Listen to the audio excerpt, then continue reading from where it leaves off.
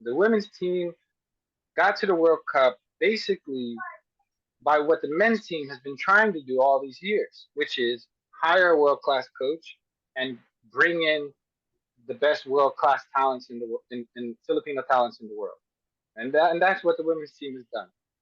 Okay, now we have to ask ourselves: is this a sustainable model?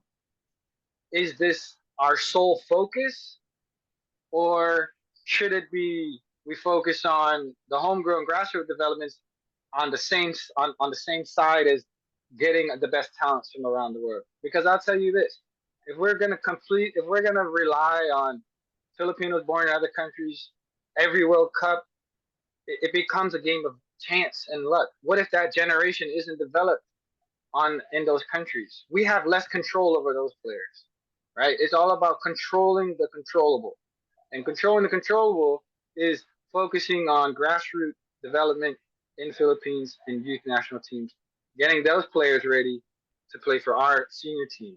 And at the moment, we cannot fault it because at the moment our homegrown talents just aren't there yet, and that's not the player's fault. It's everyone's fault, right? Everyone's involved. Yeah. So until our homegrown talents, players like, for example, like Asandra Reyes or Patrick Dato, until we have a whole crop of players like that can really play at the highest level and get our team to the national team, we have to continue to rely on Filipinos playing overseas. It's just the way it's just the reality of the situation is right now. But personally, I think we need to find a better balance of A both. balance. We Yeah, yeah. cannot complete. We need to have the balance of both. I'm a Filipino born abroad who came to the national team. I'm one of those players, but I still think I shouldn't be the focus, especially nowadays. The focus needs to be here in the country and the grassroots development and bringing local talents to the national teams to play at World Cup level and play at international level. But at the moment, we're just not there on the men's side or the women's side. But our focus should be though. So what I love to see is now Coach Alan Stachik is in charge. His coaching staff is in charge of the women's team. They're in charge of the under 23s, and they're in charge of the under 20s, which for me is phenomenal because now we have that same coach for all three.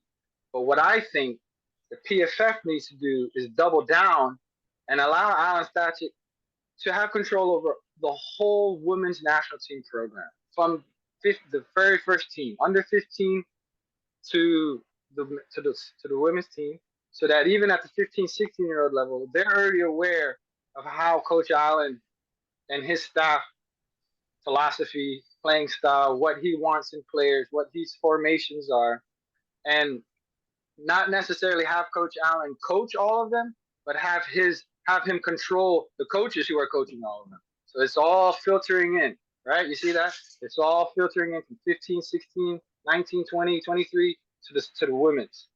And hopefully that's something that can be done because what Allen has done in the past year and a half is phenomenal. It's clear. It's a proven track record, right? It's a proven philosophy. He got our women's team to the World Cup, so we have to give him more room to do more, right? And we just have to hope that that's what happens in the future because you know while getting to the World Cup is amazing, we don't want this to be our only appearance, right? We want to try to get back to the World Cup, the next World Cup, and the World Cup after that. So while getting here is phenomenal, we should already be thinking what's next.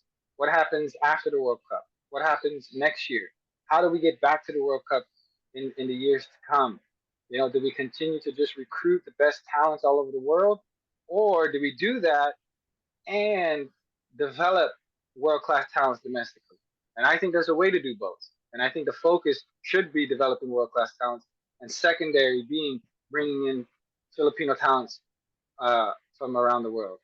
There has to be a fine balance. There has to be a fine balance, and there has to be a clear prerogative on which is the best method. You know, but until then, we'll continue to just get the world's best talent and hope that they can gel together and play together and get victories and win championships and get to the World Cup or get to the Asian Cup.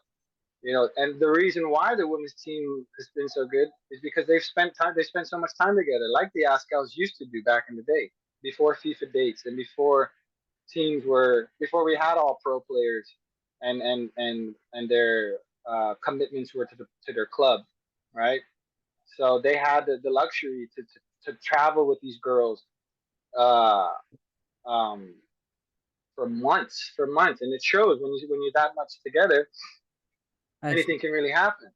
But even Coach Allen said after the first game, you know, they have 5 players on the women's team on the first 11 that don't have contracts, that don't have professional contracts. Whereas you're playing Switzerland, those players have contracts in PSG, players in Barcelona, right, and Arsenal, right.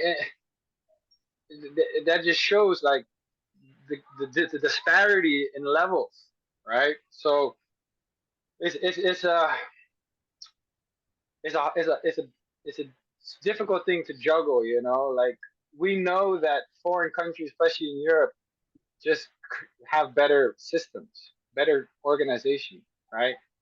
Um, but again, like relying on them doesn't really give us much control. It becomes a game of luck.